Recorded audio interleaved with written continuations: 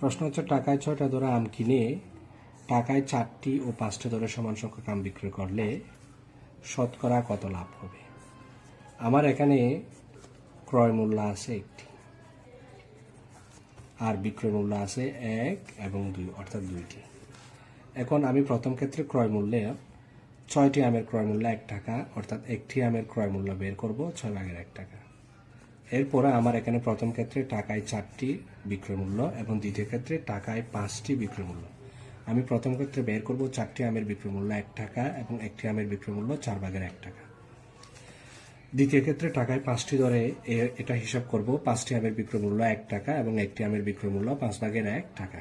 তাহলে আমার বিক্রয় মূল্য হয়েছে 2টা, সুতরাং আমি লিখব 2টির বিক্রয় মূল্য। 2টির বিক্রয় মূল্য একটা হচ্ছে 5/1 আর একটা হচ্ছে 4/1। যোগ করব, যোগ করার পরে আমার যোগফল হবে 20/9। এরপর হচ্ছে প্রথম ক্ষেত্রে আমি ক্রয় মূল্য বের করেছি একটি। এখন আমাদের উভয় ক্ষেত্রে সমতা বিধান করতে হবে, অর্থাৎ 2টির ক্রয় মূল্য এবং 2টির বিক্রয় মূল্য সমান সমান করে বের করে লাভ ক্ষতি নির্ণয় করার উদ্দেশ্যে, অর্থাৎ পণ্যের মান একই থাকতে হবে।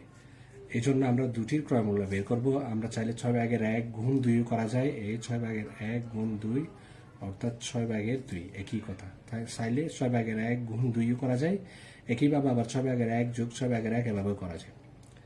এভাবে করলে আমাদের লসাগু হয় 6 এবং উপরে যোগফল আসে 2। তাই লঘিষ্ঠকরণ করে পাওয়া যায় 3/1। এরপরে আমরা একটা ক্রয় মূল্য আর একটা বিক্রয় মূল্য পেলাম। এখন আমরা লাভ ক্ষতি কীভাবে বুঝবো?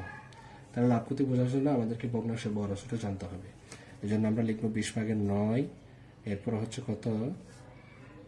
3/1। তাইলে এই ক্রস গুণন করবো 3×9 27, 20 20 অর্থাৎ 27 বড় হওয়ার কারণে 20/9 সংখ্যাটি বড়, অর্থাৎ ভগ্নাংশটি বড়। তাহলে এখন আমাদের কি বিক্রয় মূল্য বড় হয়েছে, বিক্রয় মূল্য বড় হওয়ায় ক্রয় মূল্য ছোট হওয়ায় লাভ হয়েছে বলে ধরে নিতে হবে। সুতরাং লাভ হয় সমান 20/9 বিয়োগ 3/1 সমান 60/7 টাকা। এরপর আমরা শতকরা লাভ হিসাব করব।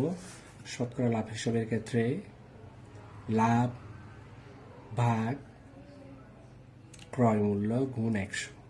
এই যে আমরা এই সূত্রটা পড়ছিলাম, লাভ ভাগ ক্রয় মূল্য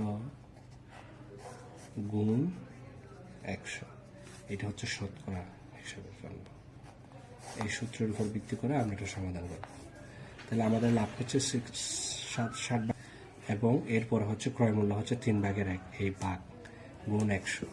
এখন আমরা যেহেতু এটা হর দুইটা ভগ্নাংশ, এরপর আমরা গুণ চিহ্ন দিয়ে এটা উল্টা ফেলবো। 3/1 উল্টে লিখলে 1/3, তাহলে 3 20 60 হয়। আর 20/7 এখানে আসে 20/7, এখানে যেহেতু 20 আমরা এখানে কাটলাম 5 20 100। 5 20 100 হলে 5 7 35, 7 আর 5 গুণ করলে 35%। এটা হচ্ছে এই অঙ্কের সমাধান।